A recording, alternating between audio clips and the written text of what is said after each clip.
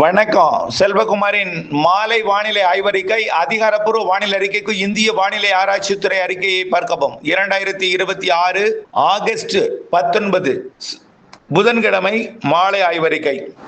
நேற்றைய மழைப்பொழிவு பார்த்தீங்கன்னா, நீலகிரி மாவட்டம் தேவாலா மற்றும் ஏற்காடு சேலம் மாவட்டம் 6 சென்டிமீட்டர் மழை பொழிந்திருக்கிறது. கடலூர் மாவட்டம் மங்களூர், நீலகிரி மாவட்டம் பார்வுட், கடலூர் மாவட்டம் தொழுதூர், கடலூர் மாவட்டம் லாக்கூர், கடலூர் மாவட்டம் வேப்பூர் தலா 3 சென்டிமீட்டர், கடலூர் மாவட்டம் கீழ் சிறுவை, சேலம் மாவட்டம் டேனிஷ்பேட்டை, சேலம் மாவட்டம் மேட்டூர், கடலூர் மாவட்டம் புவனகிரி, கடலூர் மாவட்டம் மீமாத்தூர், கடலூர் மாவட்டம் குறிஞ்சிப்பாடி, பெரம்பலூர் மாவட்டம் அகரம் சீக்கூர், கள்ளக்குறிச்சி மாவட்டம் எறையூர், பெரம்பலூர் மாவட்டம் லப்பை குடிக்காடு, கடலூர் மாவட்டம் விருதாச்சலம், கடலூர் மாவட்டம் கொத்தவாச்சேரி, சேலம் மாவட்டம் மேட்டூர், கோயம்புத்தூர் மாவட்டம் சோலையாறு, கடலூர் மாவட்டம் அண்ணாமலை நகர், நீலகிரி மாவட்டம் நடுவட்டம் தலா 2 சென்டிமீட்டர். மேலும் சிதம்பரம், குப்பநத்தம், கிளன்மோர்கன், கும்மிடிப்பூண்டி, மேலும் திருக்கோவிலூர், கள்ளக்குறிச்சி மாவட்டம் திருக்கோவிலூர் மற்றும் பல்லந்துறை, சோத்துப்பாறை,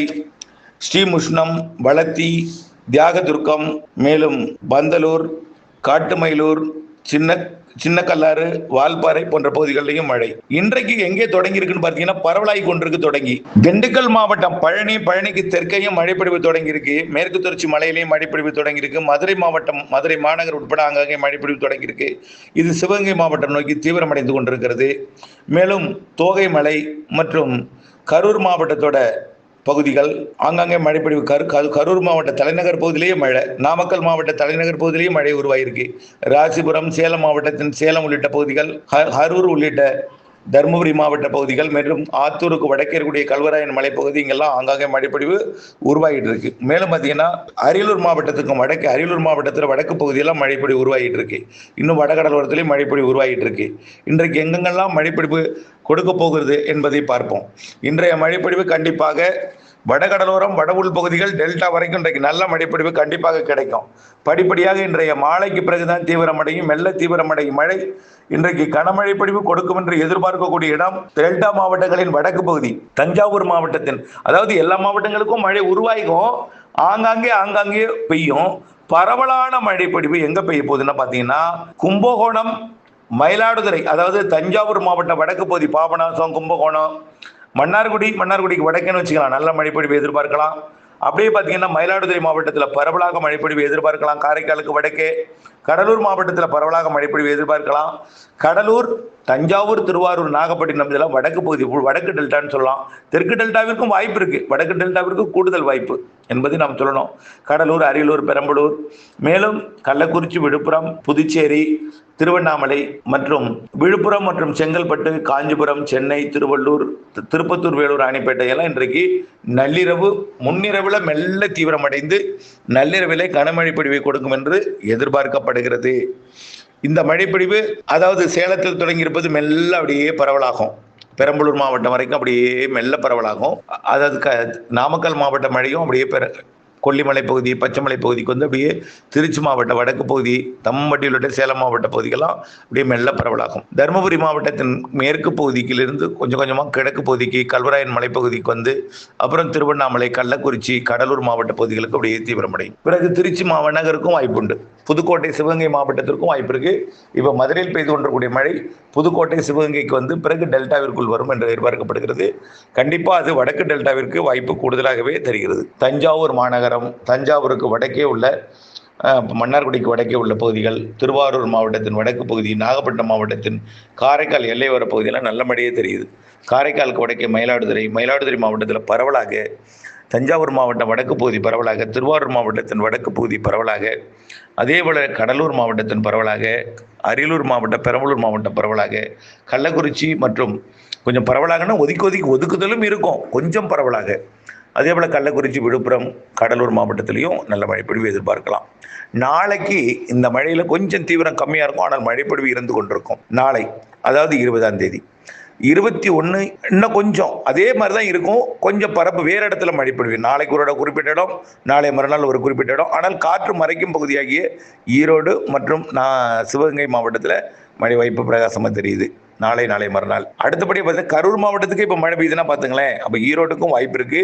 ஆனால் இன்றைக்கு சேலத்தை தாண்டி தான் கொஞ்சம் தீவிரம் அடைஞ்சிருக்கு.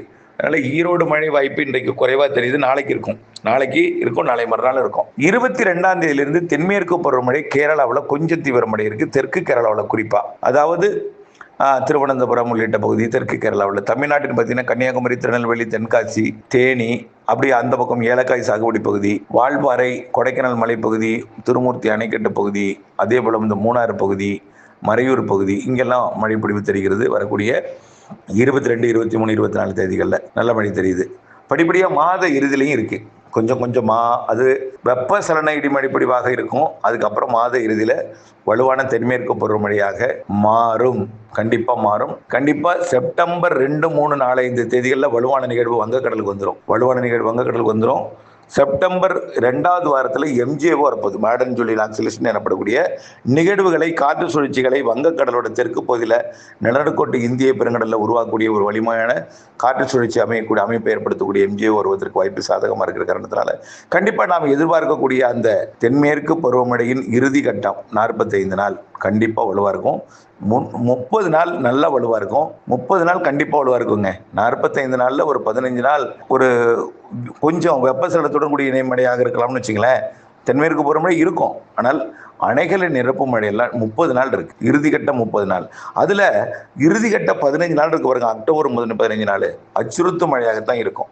இலங்கை அருகே காற்று சுழற்சிகள் உருவாகி வடகிழக்கு பருவமழை தொடங்கியது போன்ற மழைப்பொழிவை கொடுக்கும். கண்டிப்பா வடகிழக்கு பருவமழை போல அது தெரியும். ஆகவே இலங்கை அருகே அடுத்தடுத்த நிகழ்வு செப்டம்பர் இறுதியிலிருந்தே உருவாகும். அக்டோபர்ல வலுவாகவே உருவாகும். அக்டோபர் 18க்கு மேல வடகிழக்கு பருவமழையாக திரும்பி மிக வலுவாக இருக்கும். சிறு நிகழ்வும் அதிக மழை தரும். திரும்ப சொல்றோம், சிறு நிகழ்வும் அதிக மழை தரும்.